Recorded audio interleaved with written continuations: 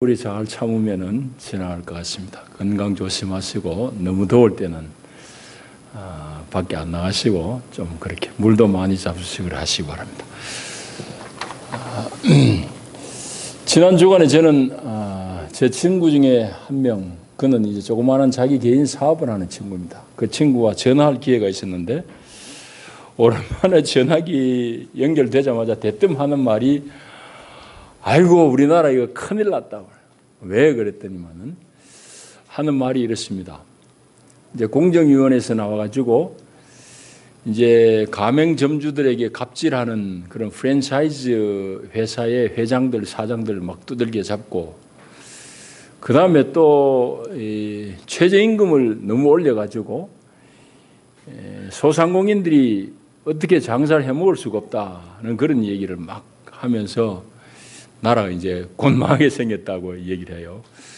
그래서 제가 뭐 중간에 조금 끼어들어가지고 아니 그 최저임금 올리는 거는 내년부터 시행이 되고 또 그 사이에 장사하는 사람들을 위해 가지고 보조금도 지원한다고 그래 하지 않느냐. 그런데 제 얘기는 별로 안 듣고 하여튼 나라 망한다는 얘기를 세게 하더라고요. 그런 얘기를 들으면서 좀 한편으로 답답하면서도 이제 고민스러운 게 오늘 우리는 민주주의 시대에 살고 있잖아요. 우리 인류가 개발한 정치 시스템 중에서는 이제까지는 제일 발전된 시스템이 민주주의라는 이 제도입니다. 민주주의는 여러분 아시는 대로 뭐 많이 배웠든지 덜 배웠든지 많이 가졌든지 덜 가졌든지 권력이 있든지 적든지 간에 한 사람은 한 표를 행사하는 겁니다. 그래서 뭐 아무리 마음에 안 들어도 선거 때 되면 뒤집을 수 있으니까 이제 백성들이 주인이 된다는 이 정치가 바로 민주주의입니다. 근데 문제는 여러분들 잘 생각해 보십시오.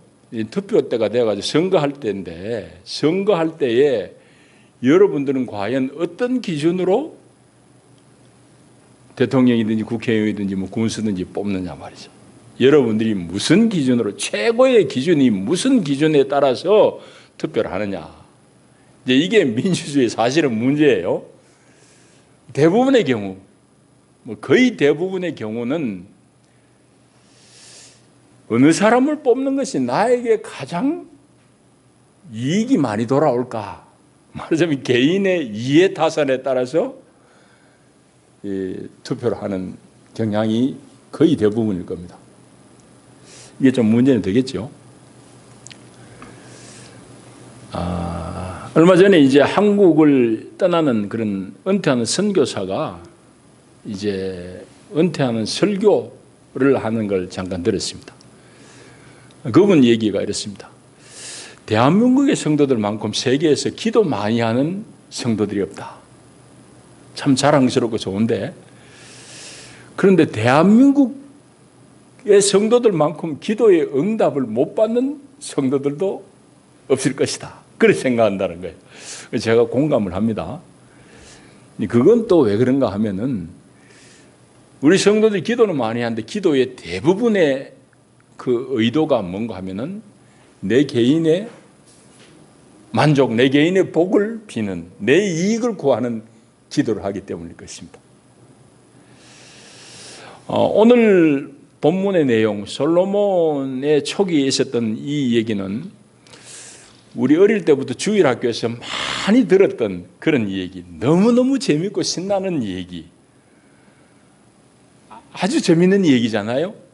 오늘 3장을 다 읽으면 또 더 재밌는데 15절까지만 읽었습니다. 솔로몬이 왕이 되고 나서 초기에 있었던 일이에요. 솔로몬 여러분 아시는 대로 다윗을 이어가지고 왕이 된 다윗의 아들이잖아요. 근데 엄밀히 말하자면은 다윗의 정부인에게서 난 아들은 아니에요. 다윗이 자기가 부리는 장수 우리아라는 아주 훌륭한 출중한 장수가 있지 않습니까? 우리아의 아내 바세바가 이뻤어요. 바세바를 간음했다고. 그리고 그 남편 우리아를 말하자면 간접살인한 거지. 전장에서 죽이도록 그걸 만들고 그 아내를 탈취한 거예요. 다윗이. 그런 말미암아서 다윗이 하나님 앞에 된통 꾸중을 듣고 다윗이 아주 혼이 나요. 그래서 그 바세바와의 사이 난 첫 아들은 하나님이 징계해서 죽고 그 다음에 난 아들이 솔로몬이야. 그건 다윗이 자기 정실에게서 난 다른 아들들 다 놔두고 자기가 나이 늙어가지고 이제 은퇴하는 무렵에 죽을 무렵이 돼가지고 솔로몬을 이제 찍어가지고 왕위를 솔로몬에게 물리신다고. 다른 형들 기분이 좋겠습니까? 별로 안 좋아요. 근데 솔로몬이 왕이 될 만한 그런 아마도 그릇이 되니까 다윗이 솔로몬에게 왕위를 넘겨줬을 텐데 오늘 이 3장의 이 장면은 솔로몬이 왕이 처음 되어가지고 경험했던 일입니다. 그래서 이 솔로몬이 아버지 다윗을 이어가지고 이스라엘의 세 번째 왕이 되죠.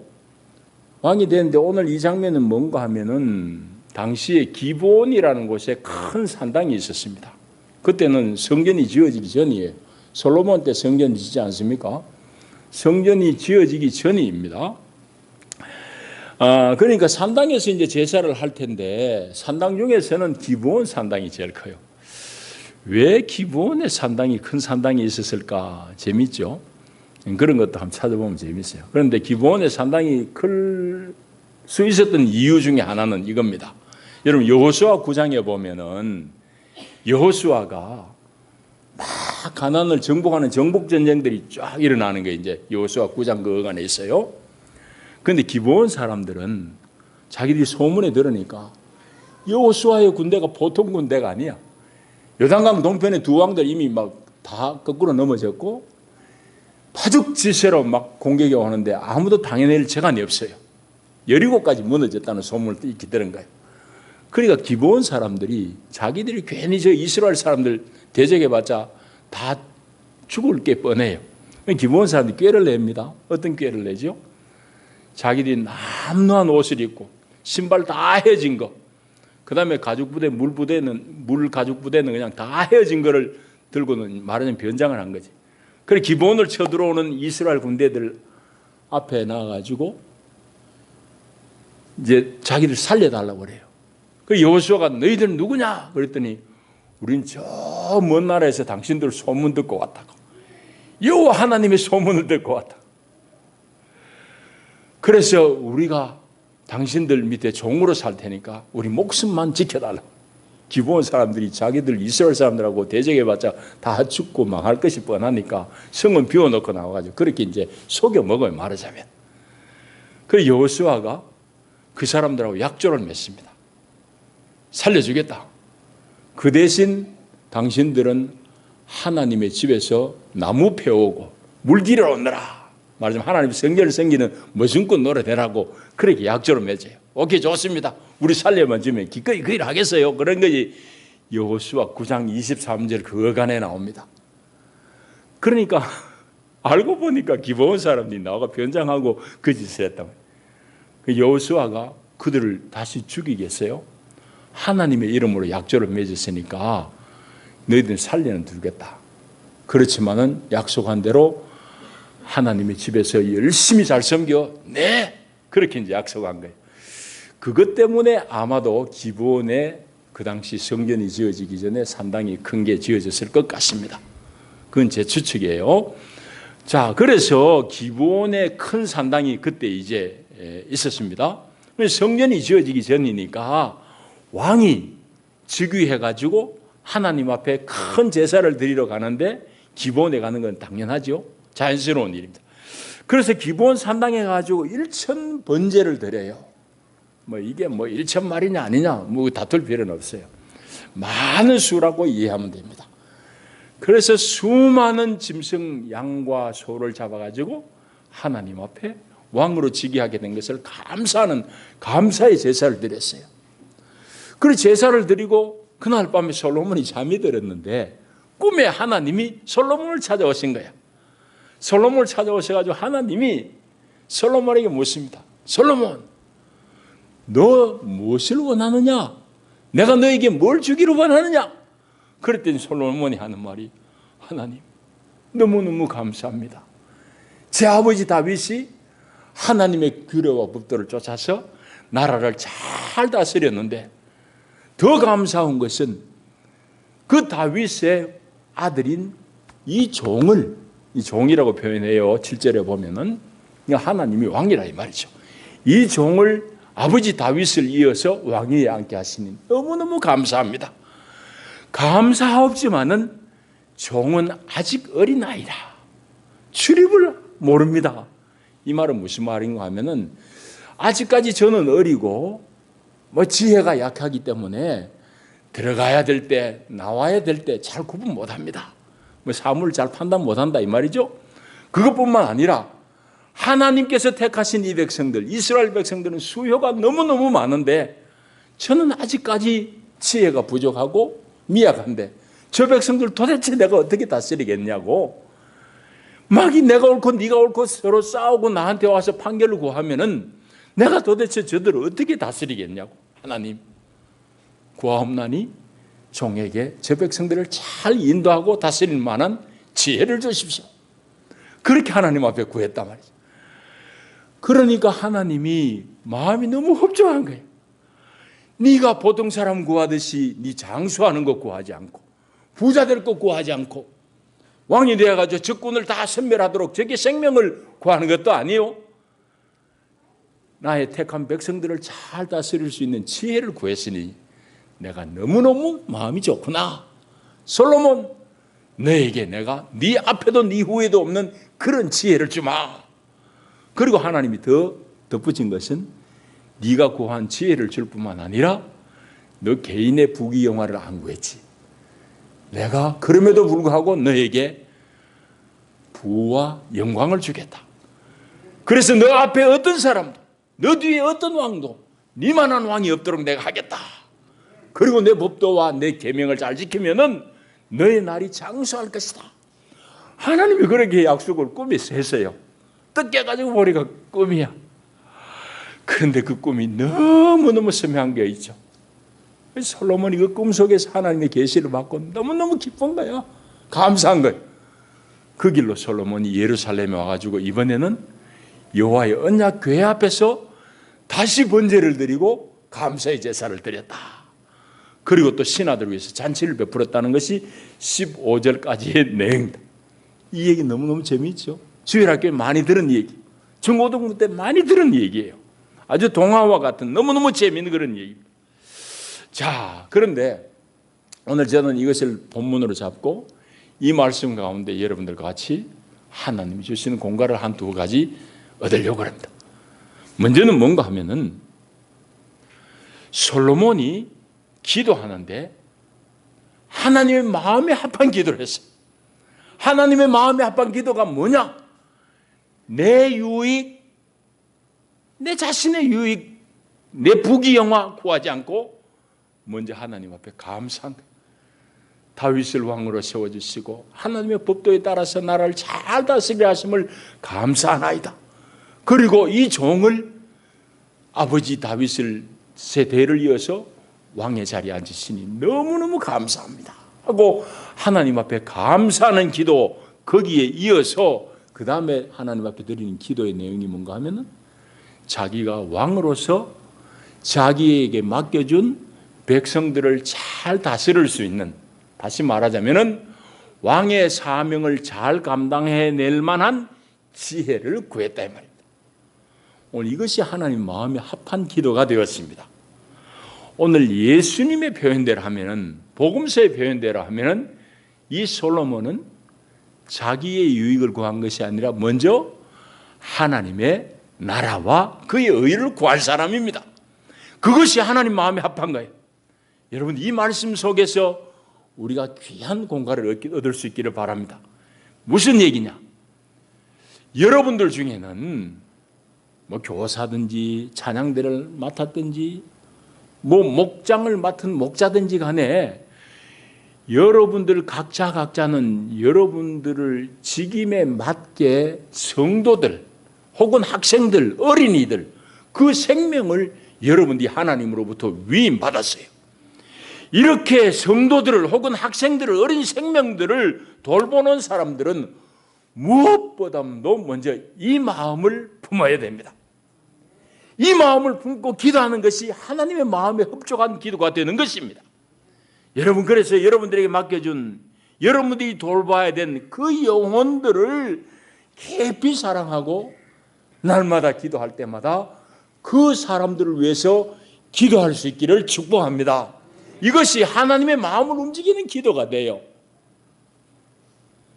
그래서 예수님이 하나님의 나라, 그 하나님의 나라라는 것은 오늘 우리 시대에는 이 교회입니다. 이 하나님의 통치 아래에 있는 게 이 교회잖아요. 이 통치가 세상의 영역까지 자꾸 번져야 되는, 그건 전부 성도들 위해서, 성도들로 인해서 그 일이 이루어진단 말이죠. 그래서 여러분들이 하나님의 나라와 그 의를 위해서 구하는 것이 하나님의 마음을 흡족하게 하는 기도가 되는 것입니다. 여러분, 기도의 지혜, 이걸 배워야 됩니다. 두 번째, 자, 우리가 솔로몬이 하나님 앞에 기도했는데 구하는 것이 자기 부귀 영화를 안 구했고, 우리가 흔히 하는 말이 하나님 앞에 지혜를 구했다고 알고 있지 않습니까? 근데 보면 사실은 지혜를 구한 것은 아니에요.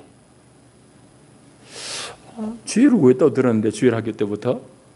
아니, 오늘 여기 성경의 본문을 정확하게 보면은, 물론 하나님께서 지혜를 주셨지만은 솔로몬이 구한 것은 무엇인가 하면은 9절에 보시는 대로 솔로몬이 하나님 앞에 무엇을 구합니까? 9절에 보시면은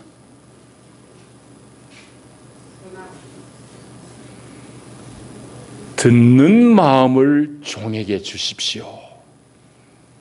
듣는 마음이라는 말에 여러분들 주목하셔야 됩니다. 그러니까 솔로몬이 지혜를 구하는데 지혜가 구체적으로 어디에서 오는지를 솔로몬은 안 거야. 그래서 솔로몬은 하나님 앞에 구하는데 듣는 마음을 달라고 그래요. 우리 번역이 너무 잘 됐어요. 옛날 번역은 이게 그렇지 않아요. 뭔지 제가 잘 기억을 안 나는데 이 히브리 말을 정확하게 직역한 겁니다. 레브 쉐마, 쉐마 이스라엘, 신명기 있잖아요. 이스라엘에 들으라 하던 그 쉐마예요. 레브 쉐마, 듣는 가슴, 듣는 마음, 하나님 앞에 이걸 달라고 그래. 영어 성경은 다 여러 종류를 뒤져봤는데 전부 다 영어 성경 뭐라고 하냐면 understanding heart라고 돼 있어요. 영어보다 우리 번역이 잘 돼 있어요. 미국 사람들은 번역하는데 그 말을 이해하는 마음이라고 조금 의역했어요. 아니요. 솔로몬이 하나님 앞에 구한 것은 듣는 마음을 구한 겁니다. 여러분, 이 말에 엄청난 진리가 내포되어 있습니다. 여러분, 우리가 하나님 앞에 지혜를 구하잖아요. 여러분이 지혜롭게 되기를 원하잖아요. 사실은 지혜롭게 될 수 있는 첫째 비결, 듣는 마음입니다. 여러분도 하나님의 말씀을 잘 들을 수 있기를 축복합니다. 주변에 지혜로운 사람의 말을 잘 들을 수 있기를 축복합니다. 여러분, 솔로몬은 그걸 구했어요. 하나님 앞에 듣는 마음 달라고. 내 소리 시끄리는 게 아니라 내가 뭐 안다고 내가 왕이 됐다고 아무한테나 더블더블 말하는 게 아니라 먼저 하나님의 음성을 듣게 하시고 내 주변에 참된 신하로부터 듣는 마음을 주십시오. 그걸 구한 거예요. 여러분 알았어요? 오늘까지 제가 이 본문을 다시 연구해 보니까 그 마음을 솔로몬이 구했더라고요. 여러분, 그러므로 여러분들이 하나님 앞에 참 지혜를 얻으려고 하면 잘 들을 수 있기를 바랍니다. 주님의 말씀을 잘 들어야 되고 주변에 지혜로운 사람의 말을 잘 들어야 돼요. 하나님 보세요. 우리 입은 하나 줬지만은 귀는 양쪽에 다 붙여놨어요. 흘림이 없이 다 들으라 이 말이에요. 그래서 솔로몬이 듣는 마음을 하나님 앞에 구했어요. 제가 요즘은 쉬엄쉬엄 논어도 좀 읽어보거든요. 논어를 읽는데 논어 2편에도 이런 말이 나오더라고. 하여튼 진리는 동서고금을 막론하고 다 통해. 그 2편은 위정편인데 나라를 다스리는 이치에 대해서 이제 쭉 모아놓은 게 이제 위정편 2편이. 거기 18장에 가면은 이런 이제 얘기가 나옵니다. 자강이라는 그 공자의 제자. 이 자강이라는 사람은 스승인 공자보다 48살이나 어려요. 그러니까 손잡벌이지. 아주 새파란 손잡벌 되는 제자 자강이 한날은 스승 공자에게 묻습니다. 스승님, 제가 어찌하면 세상에서 출세할 수 있습니까? 이렇게 물었어요. 새파란 손자 같은 게 묻는다는 게 출세하는 거 모르니까 조금 기분이 언짢을 만한데 하여튼 논어에는 언짢다는 말은 없어요. 그렇게 물을 때에 공자가 스승이 한 말이 이랬습니다. 아주 재밌어요. 네가 많은 것을 듣되 그 중에서 의심스러운 거는 빼고 나머지를 조심스럽게 말하면은 허물이 적은 사람이 된다. 또 네가 많은 것을 보는데 그 중에서 위태한 것을 빼고 조심스럽게 행하면은 너는 후회하는 일이 적게 될 것이다. 허물이 적고 후회하는 일이 적으면은 출세는 자연스럽게 따라온다. 그래 말했습니다. 핵심은 너 듣기는 많이 듣고 말은 조심스럽게 해라. 보는 거는 많이 보지만은 그 중에서 삼가 조심해서 행해라. 그 말입니다. 여러분, 솔로몬이 이 공자보다 한참 전 사람입니까? 뭐 그 당대 하여튼 주전 한참 전의 사람이에요. 그러니까 옛날 어른들은 참 이 지혜로운 사람들이에요. 지혜로운 사람은 잘 듣는 사람이에요. 그래서 솔로몬이 하나님 앞에 구하는 것이 듣는 마음, 듣는 가슴을 달라. 요즘 우리가 조금 확대해서 해석하자면은 우리가 남에게 공감하는 그런 마음, 그런 가슴을 주십시오. 그렇게 구했다고도 볼 수 있습니다. 그게 바로 지혜예요. 자, 그래서 솔로몬이 하나님의 놀라운 은혜를 입게 되는 것입니다. 자, 그 다음에 세 번째로 또 하나 살펴봐야 될 게 있습니다. 자, 솔로몬이 그래서 꿈에서 하나님의 은혜를 입고 지혜로운 왕이 돼요. 근데 솔로몬이 지혜로운 사람이 되어가지고 행한 첫 행보가 무엇입니까? 우리가 조금 전에 얘기했듯이 주일학교도 더 많이 들은 것이 16절부터예요. 또 성서 기자가 16절을 여기 솔로몬이 재판하는 장면을 여기에 배치한 것도 바로 그런 이유일 거예요. 솔로몬이 과연 지혜로운 왕이다. 그걸 이제 보여주는 사건이 바로 16절 이하예요. 그거는 여러분들이 잘 아는 내용입니다. 두 여인이 있었는데 여인들이 별로 썩 좋은 사람은 아니에요. 이 두 여자가 있었는데 거의 한날 한시에 아기를 낳았어요. 근데 한 여자가 그만 잠자다가 자기 애를 깔아문대 버렸어요. 아기가 질식사했어요. 자기 애는 죽어버렸는데 옆방에 다른 여자는 아기를 품에 안고 젖을 먹이니까 그냥 너무너무 분하고 원통한 거지. 그래가지고는 저 애가 내 애인데 저 여자가 빼들어갔다고 고소를 한 거예요. 요즘 말로 하면. 그래서 그게 해결이 안 되니까 왕회까지 갔어요. 솔로몬이 그걸 해결합니다. 그 얘기는 우리 주일학교 다 들은 얘기. 그런데 솔로몬이 하나님으로부터 은혜를 입고 지혜를 얻은 다음에 행한 첫 행보가 재판 잘한 것으로 우리는 다 듣고 알고 있습니다. 저는 이 본문 가만히 보다 보니까 그것보다 더 먼저 솔로몬이 행한 지혜로운 행보가 있어요. 그게 저는 15절 속에 봅니다. 15절에 보면 솔로몬이 깨어보고 꿈인 거야. 그래서 이번에는 어떻게 하는가 하면은 예루살렘에 이르러가지고 여호와의 언약 교회 앞에 서가지고 또 번제드리고 또 감사의 제사를 드려. 아니 어제 기브온에 가가지고 1,000마리나 되는 1,000번제나 드린 사람이 오늘은 예루살렘에 와가지고 하나님의 언약궤 앞에 다시 번제 올리고 감사제를 드려요. 여러분 같으면 어디서 드릴 것 같아요? 아니 은혜 입은데 기브온에 쫓아가야지. 은혜 입은 기도원이잖아. 거기 또 가야지 되는데 솔로몬은 예루살렘 어디에 왔지요? 여호와의 언약궤 앞에 와서 제사 드린 거예요. 그 얘기가 무슨 얘기예요? 여호와의 언약궤의 귀함을 솔로몬이 알았다 몰랐다? 한 거예요. 여호와의 언약궤는 하나님의 임재를 대표하는 겁니다. 하나님의 임재예요. 그게 언약궤예요. 그러니까 모세가 성막을 지잖아요. 지성소 제일 깊숙한 곳에서는 하나님 언약궤가 놓여 있고 거기에 1년 한 차례 대제사장이 들어가지고 하나님을 아련하고 뵙는 곳이 바로 언약궤잖아요. 그래서 지성소 언약궤 위가 시은좌라 그러잖아요. 하나님의 은혜를 베푸는 자리, 은혜를 베푸는 자리, 그게 바로 언약궤 위예요. 그룹들이 날개 펴고 있는 그 가운데가 바로 시은좌라고.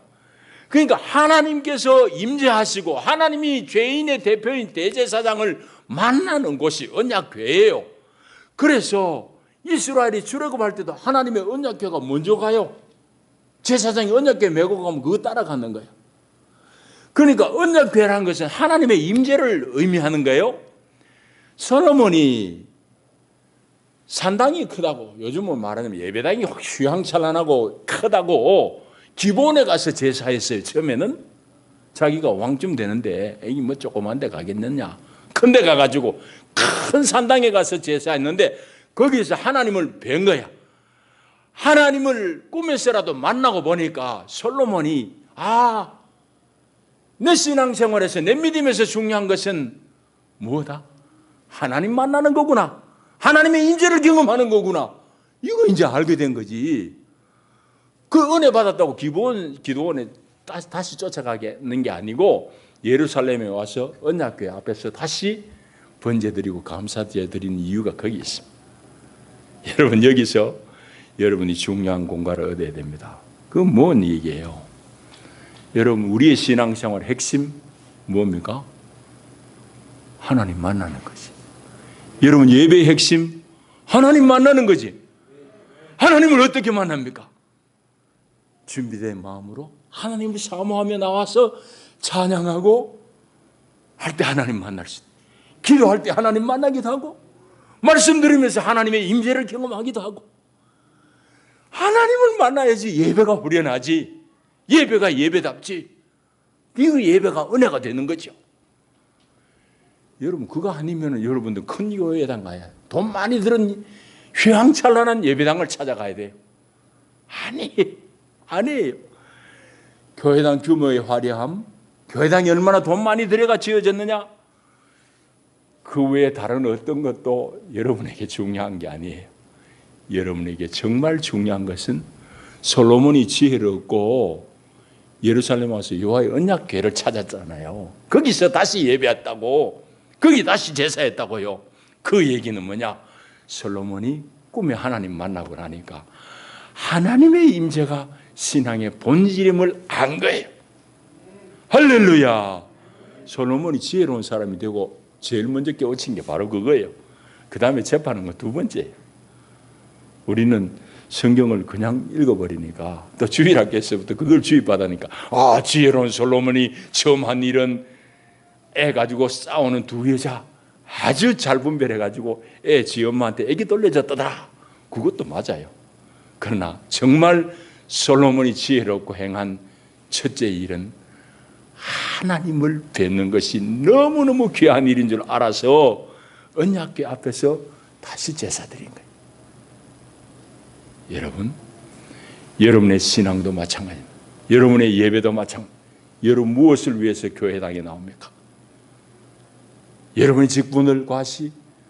여러분들의 좋은 옷을 과시? 아니에요. 여러분이 옷을 준비하고 마음을 준비하고 헌금을 준비하고 모든 것이 어디에 초점이냐? 예배 가운데 임하시는 하나님을 만나는 것입니다. 예배 때마다 하나님의 임재를 경험할 수 있기를 축복합니다. 자, 이제 말씀을 정리하십시다. 우리는 기도 많이 하는 백성입니다. 여러분 더 기도할 수 있기를 바랍니다. 그러나 기도는 하나님 마음에 합한 기도를 올려야 됩니다. 그 기도는 한마디로 얘기하면 이런 겁니다. 여러분의 신앙은 한마디로 하면 이런 겁니다. 솔로몬을 통해서 얻을 수 있는 공간은 우리가 단순해져야 됩니다. 그리고 겸손하게 날마다 우리에게 맡겨준 사명, 특별히 교회를 위한 그 사명을 감당할 수 있도록 구하고 사는 것입니다. 여러분, 마태복음 6장을 읽어드리고 말씀을 정리해드리겠습니다. 마태복음 5장부터는 이제 우리 산상수훈이라고 그러잖아요. 오늘 교동문도 그 부분 읽었습니다. 마태복음 6장에 보면 예수님이 이런 말씀합니다.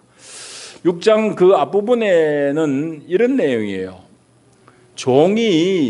한 종이 두 주인을 못 섬긴다. 한 종이 어떻게 두 주인을 섬겨요? 한 머슴이 한 집 주인을 섬겨야지. 종은 말할 거 없지. 한 종은 주인이 하나여야 된다. 그렇게 하시면서 예수님 하신 말씀이 너희가 하나님과 재물을 겸하여 섬길 수 없다. 그래 말씀하십니다. 그 얘기는 무슨 얘기인가 하면은 우리 앞에 나타나는 주인이 둘이에요. 한 분은 하나님이고 한 분은 재물, 돈이에요. 돈. 만몬, 아람 말로. 그건 제일 큰 우상의 이름이기도 해요. 오늘 성도들에게 영혼을 도둑질하는 실질적인 우상이에요. 재물이. 우리 앞에 두 주인이 왔다 갔다 하고 있습니다. 하나님, 재물. 그런 것 끝에 예수님이 비유를 쭉 들으시면서 6장 22절부터 이렇게 말씀합니다. 그 부분을 제가 인용하겠습니다. 눈은 몸의 등불이니 그러므로 내 눈이 성하면 온몸이 밝을 것이요 눈이 나쁘면 온몸이 어두울 것이니 그러므로 내게 있는 빛이 어두우면 그 어둠이 얼마나 더하겠느냐. 요는 눈이 밝으면 온몸이 밝을 것이다. 여러분 그렇지 않습니까? 눈이 어두워 봐요. 이거 정말 답답하잖아요. 장님이 돼봐요. 얼마나 답답하겠습니까? 그런데 예수님이 앞에 쭉 두 주인 못 섬긴다 하면서 이 얘기를 하고 있어요. 그래서 눈이 성하면 했는데 이 성하다는 말 헬라말 직역하면 네 눈이 단일하면 이 말입니다. 단일하면 이 말은 무슨 말이에요? 돈, 하나님 둘 중에 한쪽에 고정되면 이 말이에요. 근데 예수 믿는 사람의 비극이 어디 있느냐? 세상 사람은 아예 눈이 한 곳에 고정되어 있어요. 어디에 고정되어 있을까요? 에? 돈이지. 그거는 예수 없는 사람들은 뭐 장과이든지 저기 뭐 이 남에게 돈 구걸하는 사람이든지 다 그들의 눈은 재물에 고정되어 있습니다. 그럼 그 사람들이 헷갈릴 게 없어. 뭐든지 돈 되는 쪽을 하니까. 성도들의 비극이 없냐? 뭐냐? 이게 눈앞에 하나님도 왔다 갔다 하고 돈도 왔다 갔다 하고 둘 중에 어느 거 잡을지 결정을 못하는데 이 성도의 비극이 있습니다. 여러분 비극적인 성도가 되지 말기 바랍니다. 성도도 거의 헷갈리는 거예요. 예수님이 지금 그 얘기하고 있다니까. 여러분 6장 다시 나중에 찬찬히 읽어보십시오. 성하면이란 말, 단일하면이란 말을 아시면 돼요. 우리 지금 개역 개정에는 그게 나와 있어요. 각 주에 고려되어 있다고. 옛날은 그렇게 안 돼 있어요. 근데 헬라 말이 그런 뜻이라고 밑에 조그마한 이 각주에 글이 달려 있어요. 그래서 네 눈이 단일하면 이 말은 온몸이 밝을 것이다 이 말이에요. 네 눈이 한쪽에 시선이 고정되면 이 말이에요. 어디에 고정되면 온몸이 밝을 것이에요? 하나님에게 고정되면. 성도들이 하나님에게 눈이 고정되는 것이 눈이 성한 건데 하나님 봤다가 예배당 밖에 나가면 자꾸 돈 보았다 왔다 갔다 하니까 이게 헷갈려 버린 거예요. 예수님이 그래서 빛이 어두우면 그 어둠이 얼마나 다하겠느냐. 말하면 눈이 왔다 갔다 가오리 눈 같으면 얼마나 어둡겠느냐 그 얘기. 여러분 눈 한쪽에 고정할 수 있기 바랍니다. 그건 여러분의 눈이 재물이 아니고 하나님에게 고정될 것을 말씀하시는 것입니다.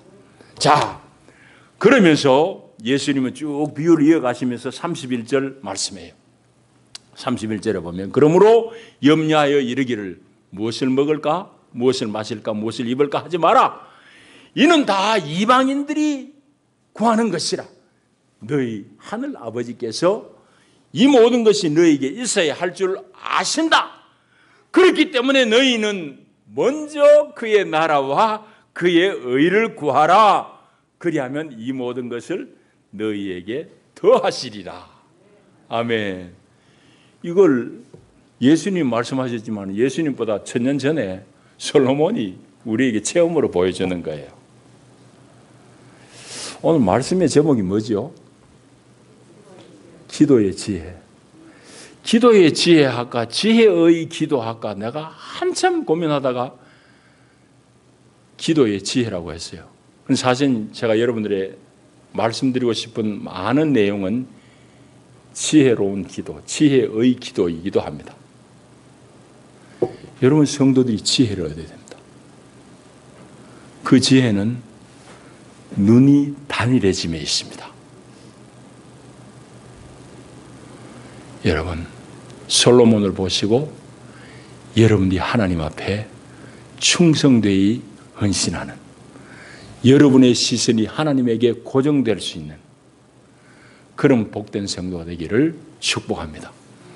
기도합니다. 주여 사랑합니다. 감사합니다. 오늘 귀한 말씀으로 우리를 먹이신 주님 감사합니다.